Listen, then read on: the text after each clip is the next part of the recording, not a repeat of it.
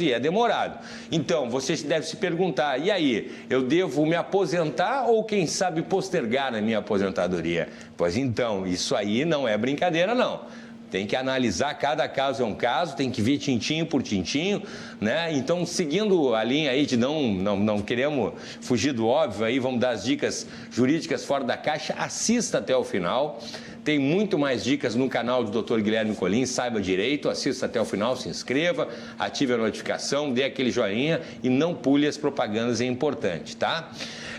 Doutor Guilherme, já vou direto ao assunto aqui, viu? A maioria das pessoas tem pressa, né, de se aposentar. Exato. Quer se aposentar rápido? Quando e por que é possível que alguém seja beneficiado deva retardar a aposentadoria? Bom, Cláudio, normalmente as pessoas querem se aposentar o quanto antes. Isso. Só que o cálculo da aposentadoria, ele é de 60%, pela regra atual, 60% da média, mais 2% por ano que exceder o 20º. Quando uma pessoa tem condições de obter um auxílio-doença, uma aposentadoria por invalidez, dependendo da modalidade, quando a pessoa está recebendo auxílio-acidente, quando a pessoa tem a perspectiva de talvez ter uma incapacidade laboral no futuro próximo, talvez valha a pena pensar em postergar a aposentadoria. Mas a aposentadoria não é maior que o auxílio-acidente, que o auxílio-doença? O auxílio-acidente é maior, Cláudio. A aposentadoria, o auxílio-acidente corresponderá a 50% da média das contribuições. O auxílio-acidente. Só que já o auxílio-doença vai a 91% da média. Opa! E a aposentadoria comum é 60% mais 2% ao ano que exceder o 20º. É claro que se a gente pegar um segurado que tenha 40 anos de contribuições de trabalho, bom, ele já está em 100% da média, né? 20%. Mais 2% por ano que exceder o 20º, a gente coloca 20 anos, né? 2% vezes 20 dá 40, 40 mais 60 dá 100%. Mas a maioria das pessoas não está nesse grupo. A maioria das pessoas está longe dessa situação. Então, muitas vezes a pessoa vai lá, ela consegue ir ganhando tempo no auxílio-doença, no auxílio-acidente, vai ganhando tempo, talvez com uma renda um pouco menor do que seria na aposentadoria por invalidez, na aposentadoria comum, mas vai ganhando tempo para, no futuro, obter uma aposentadoria maior. E neste meio tempo, tendo um complemento, tendo uma renda. É claro que isso depende de caso a caso, né? Mas a minha preocupação é que muitas vezes as pessoas se precipitam para virar a página, para tirar aquele problema da mesa. Sim. Se aposentam de uma vez. Sim. E recebem menos do que poderiam receber. Mas quando a pessoa está, por exemplo, no auxílio-doença e depois retorna, esse auxílio-doença conta para a aposentadoria também? O auxílio-doença conta desde que intercalado com uma contribuição. Então, vamos imaginar, o segurado fechou tempo para se aposentar hoje. Tá. Mas ele vai lá e encaminha o auxílio-doença dele, não se aposenta. Ou já está no auxílio-doença. E ele fica lá, dependendo da doença, pode ficar bastante tempo. Esse período todo que ele fica, contará para a aposentadoria se, após a alta do INSS, ele fizer uma única contribuição para o INSS. Então, tive alta do INSS hoje, digamos, decidi que vou me aposentar. Tive alta do INSS, eu faço um pagamento para que aquele período de auxílio-doença seja contado para fins de aposentadoria. Imaginemos uma pessoa que tem 20 anos de trabalho. Ela terá 60% da média. Mas aí ela ficou mais 4 anos em auxílio-doença, e isso acontece, isso é comum. 4 anos de auxílio-doença. Teve alta porque ela estava esperando uma cirurgia, digamos, e fez a cirurgia e teve alta do INSS. Aí ela vai lá, ela poderia ter pedido a aposentadoria lá atrás, mas ela não pediu. Ela prorrogou, prolongando ao máximo a auxílio-doença dela.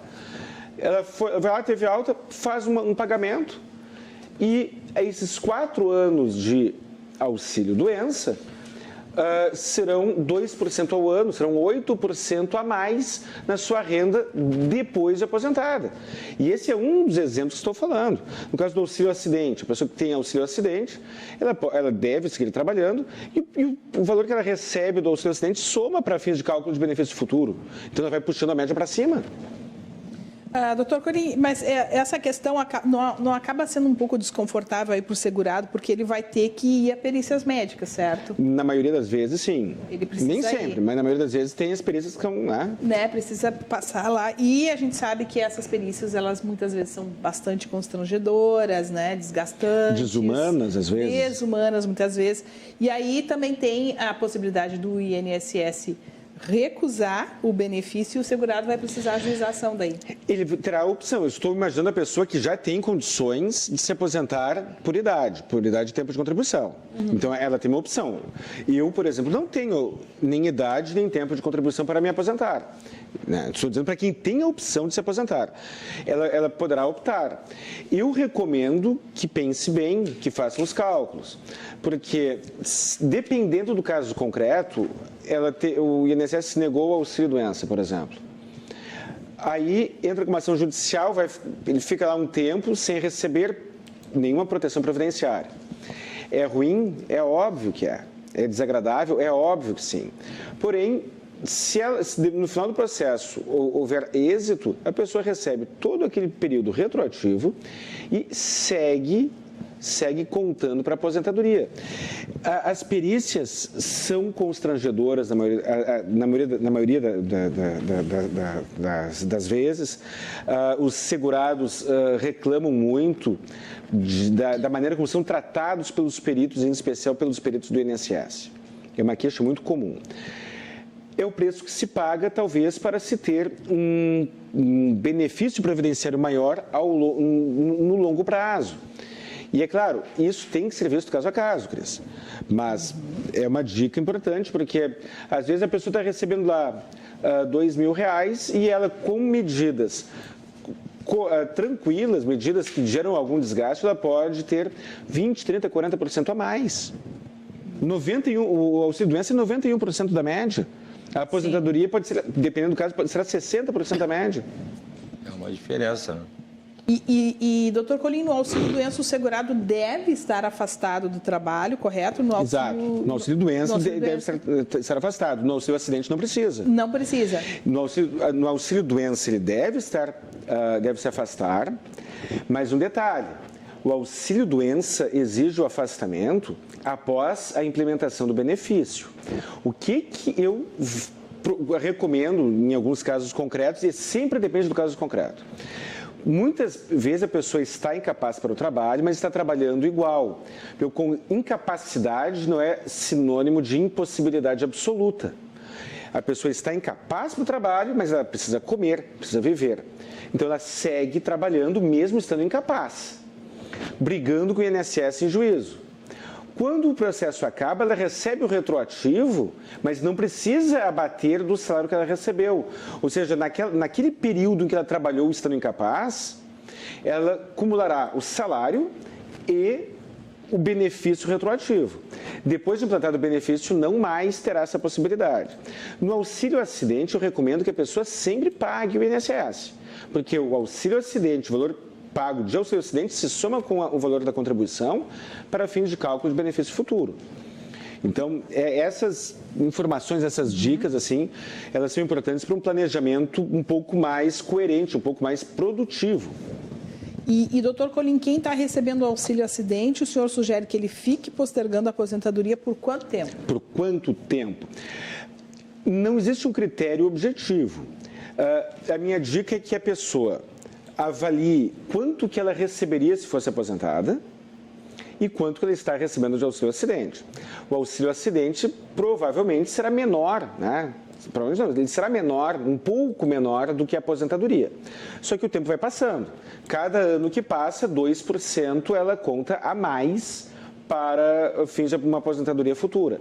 Então, em algum momento, a aposentadoria será bem maior do que o auxílio-acidente, em algum momento. Isso ele vai construindo ao longo do tempo. Então, quanto tempo eu recomendo? Não tem uma resposta objetiva, mas se a pessoa tiver condições de seguir trabalhando e pagando o INSS, cada um ano a mais é 2% a mais no valor do benefício futuro. Minha sugestão, se puder, fique muitos anos prolongando o seu auxílio acidente. Porque tem uma coisa também importante, Cris. Cláudio, Cris e você que está em casa. Agora é a parte não muito bonitinha da conversa. É a parte crua, talvez mórbida. Mas é o seguinte, olha. Quem tem idade para se aposentar é porque já está na casa dos 60 e poucos anos. É nessa faixa etária, é nessa época da vida que as doenças aparecem com mais frequência. Se você está em auxílio acidente com 60 anos de idade e você tiver uma outra doença incapacitante que não seja vinculada com o auxílio acidente, você poderá acumular os dois benefícios. Então, você está recebendo lá R$1.000 de auxílio acidente. Se você está recebendo R$1.000 de auxílio acidente, é porque a média das suas contribuições é de R$2.000. Então, você está recebendo R$1.000 de auxílio acidente. E tem 60 e poucos anos de idade, já tem problema de coluna, problema de coração, tem alguns problemas de saúde. Aí, o tempo vai passando e você não se aposentou. Se você se você tiver alguma doença e em função dessa doença você conseguir um auxílio doença que não seja vinculado com a origem do auxílio acidente, você receberá os dois. Aqueles R$1.000 que estou usando no exemplo hipotético e mais 91% dos R$2.000. Então, a gente está falando de R$1.000 mais R$1.800. 2.800, neste exemplo hipotético. Mas se a sua média das contribuições forem 2.000, você se aposentar, dependendo do número de contribuições que você tem ao longo da vida, você receberá 60% de 2.000. É uma diferença brutal. E quando você se aposenta, você fecha a porta para outros benefícios, porque o auxílio acidente é acumulável com o auxílio doença. A aposentadoria não. Tudo bem. Doutor Guilherme Colim, quem quiser saber mais informações, contatos, por favor. Contatos, redes sociais, CRJ Advogados, no Instagram e no Facebook. Colim.guilherme é meu Instagram pessoal. 51 32 28, telefone fixo do meu escritório. 51 99985 7991, meu WhatsApp pessoal e telefone celular. E principalmente, por favor, canal Saiba Direito no YouTube. Já estou com 300 vídeos. Tem vídeos de 2, 3 minutos, tem vídeos de 5, tem vídeos de meia hora, com dicas gerais. Não consigo responder a todos os comentários, mas você ajuda muito ao assistir, ao se inscrever e ao propagar essas informações. Certo. Doutor Guilherme, obrigado pelas informações mais uma vez, tá bom? E eu que agradeço, um grande abraço.